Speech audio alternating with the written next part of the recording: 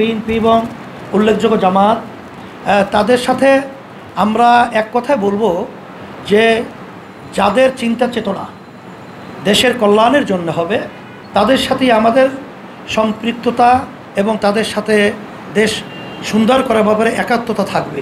ইসলামী আন্দোলন বাংলাদেশ প্রতিষ্ঠিত হয়েছে ন্যায়ের পক্ষে অন্যায়ের প্রতিবাদে। ইসলামী আন্দোলন বাংলাদেশের মূল লক্ষ্য উদ্দেশ্য হলো বাংলাদেশকে একটা কল্যাণ রাষ্ট্রে পরিণত করা।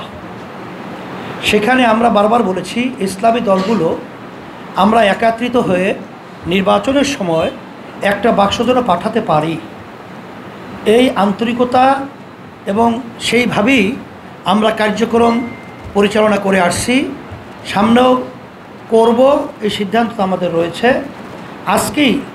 আজকে আমাদের ইসলামী দলের সাথে দুই একটা উল্লেখযোগ্য তাদের সাথে আমাদের মতবিনিময় আছে এই লক্ষ্যে।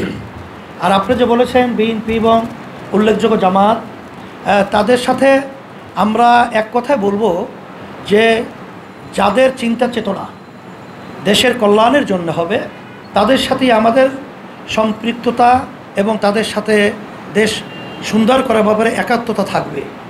আর যারা নাকি নিছক ক্ষমতার জন্যে এবং যারা নাকি নিজেদের স্বার্থের জন্যে যারা রাজনৈতিকভাবে প্রমাণিত হবে কার্যক্রম কথাবার্তা, তাদের ব্যাপারে কিন্তু আমাদের একত্রিত হওয়ার ব্যাপারটা প্রশ্নবিদ্ধ।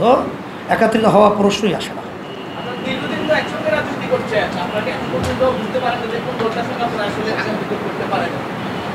হ্যাঁ, সেটা তো বলেছি যে আমাদের সমমনা দলগুলোর সাথে আমাদের একত্রিত হওয়ার মতো একটা পরিবেশ আলহামদুলিল্লাহ অনেকটা এগিয়ে গেছে।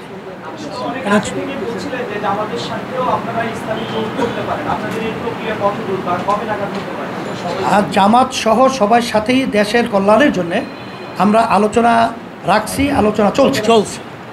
সেখানে আমি এক কথাই বলছি, যেখানে দেশের কল্যাণ, ইসলামের কল্যাণ, মানবতার কল্যাণ নিশ্চিত থাকবে, সেখানেই তাদের সাথে আমাদের জোট এবং ঐক্যতা এবং ওই পরিবেশ তৈরি হবে।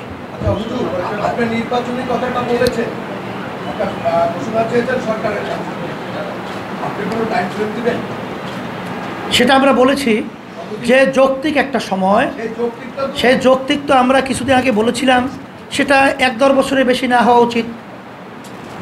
সেটা তো আমরা বারবার বলেছি, 1-1.5 বছর ক্ষমতা নেয়ার পর থেকে 1-1.5 বছরের বেশি না হওয়া উচিত। এবং সেটা সুনির্দিষ্ট তাদের একটা পরিষ্কার রোডম্যাপ নির্বাচনের ব্যাপারে বলা উচিত। কারণ এ ব্যাপারে সাধারণ মানুষ এবং রাজনৈতিক দলগুলো অনেকটাই কিন্তু চিন্তাযুক্ত যে আসলে তাদের চিন্তাটা কি, তারা কি চায়, ব্যাপারটা পরিষ্কার করা উচিত। আজকে আমরা আপনাদের কাছে লিখিত বক্তব্যের মাধ্যমে সেটা আমরা তুলে ধরেছি।